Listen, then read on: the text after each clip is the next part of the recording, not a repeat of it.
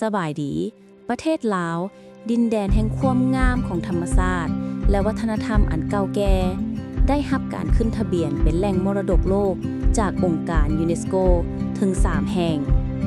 เฮามาเริ่มต้นที่แห่งทำอิฐนครหลวงพะบางขึ้นทะเบียนในปี 1995 เมืองหลวงพะบางเป็นตัวอย่างที่โดดเด่นของการผสมผสานที่กลมเกลียวระหว่างสถาปัตยกรรมแบบดั้งเดิมของลาวและอิทธิพลจากสถาปัตยกรรมอาณานิคมยุโรปบ่ว่าจะเป็นวัดว่าอารามเก่าแก่ที่สวยงามเฮือนแบบโคโลเนียลและประเพณีตักบาตรข้าวเหนียวในยามเช้าที่ยังรักษาไว้อย่างสมบูรณ์ต่อมาเป็นแห่งที่2วัดภู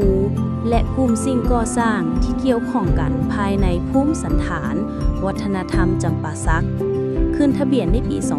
2001 แห่งนี้แม่นสถานที่ศักดิ์สิทธิ์ทางศาสนาที่แสดงถึงความเจริญรุ่งเรืองของอาณาจักรขอมหรือว่าอาณาจักรพระนครในช่วงศตวรรษที่ 5 ถึง 15 และแห่งล่าสุดธงไหหินเมืองเสียงขวางขึ้นทะเบียนในปี 2019 ธงไหหินเป็นแหล่งโบราณคดีลึกลับซึ่งมีไหหินขนาดใหญ่น้อยหลายพันหน่วยที่คาดว่าสร้างขึ้นมาตั้งแต่หลายพันปีก่อนแหล่งมรดกโลกทั้ง3แห่งนี้ล้วนแต่เป็นความภาคภูมิใจของชาวลาวและเป็นสมบัติอันล้ำค่าของมวลมนุษย์เป็นแห่งดึงดูดให้นักท่องเที่ยวจากทั่วโลกมาสัมผัสกับความงามและประวัติศาสตร์อันยาวนานของประเทศลาวท้ายสุดขอเชิญชวนทุกท่านมาเที่ยวชม